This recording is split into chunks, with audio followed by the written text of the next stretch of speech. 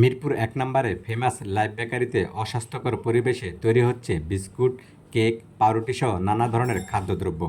এতে স্বাস্থ্য ঝুঁকি বাড়াচ্ছে এ এলাকার সাধারণ মানুষের। সরেজমিনে ফেমাস লাইভ বেকারিতে দেখা গেছে চারিদিকে নোংরা ও অস্বাস্থ্যকর পরিবেশে তৈরি হচ্ছে এসব খাদ্যদ্রব্য। শ্রমিকরা অপরিচ্ছন্ন শরীরে খালি হাতে খাদ্যদ্রব্য তৈরি করছেন। মানব শরীরের জন্য ক্ষতিকর কেমিক্যালের রং ও কৃত্রিম ফ্লেভার ব্যবহার করে এসব কারখানায় দীর্ঘদিন ধরে তৈরি হচ্ছে বিভিন্ন বেকারি পণ্য।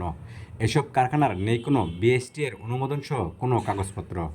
স্থানীয়রা জানান, নানা কারণে বেকারিতে তৈরি খাদ্য সামগ্রীর চাহিদা মোটামুটি বেশ। বেশিরভাগ শিশুর পছন্দের খাবারের তালিকায় রয়েছে বিস্কুট, কেক, পাউরুটিসহ নানা বেকারি পণ্য। সাধারণ মানুষ এ জাতীয় খাবার বাজার থেকে কিনে খায়। রিকশা, ভ্যান চালক সহ খেটে খাওয়া মানুষ এসব খাদ্য দিয়ে ক্ষুধা নিবারণ করে। সংশ্লিষ্টরা বলেছেন, বাণিজ্যিকভাবে এসব পণ্য তৈরি ও বিপণন করার ক্ষেত্রে কিছু নিয়মনীতি রয়েছে, যা পালন করা বাধ্যতামূলক। কিন্তু মিরপুরের ফেমাস লাইভ বেকারিতে তা পালন করা হয় না।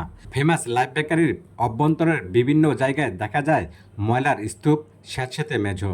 এসব অস্বাস্থ্যকর বেকারি দ্রুত বন্ধসহ প্রশাসনের হস্তক্ষেপ কামনা করেছেন এলাকাবাসী। এসব বিষয়ে ফেমাস লাইভ বেকারির মালিক রুবেলের কাছে জানতে চাইলে ভবন মালিক জনির বউকে ডেকে এনে প্রতিবেদককে হেয় প্রতিপন্ন করার পাশাপাশি সাংবাদিকদের দেখে নেওয়ারও হুমকি প্রদান করে।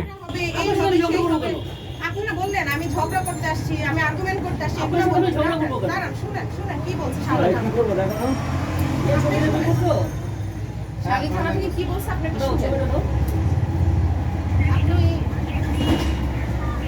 এখন আপনি বলতেছেন যে আমি ঝগড়া করতে আসছি, আর্গুমেন্ট করতে আসছি। আপনার আপত্তি তো এটাই যে আপনি বসাতে তর্ক করতেছেন, তাদের তো ঝগড়াই বোঝায়।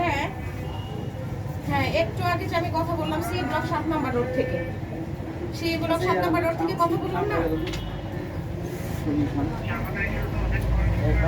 আপনি এই যে 5 মিনিট আগে সেই কলটা বসে তাকে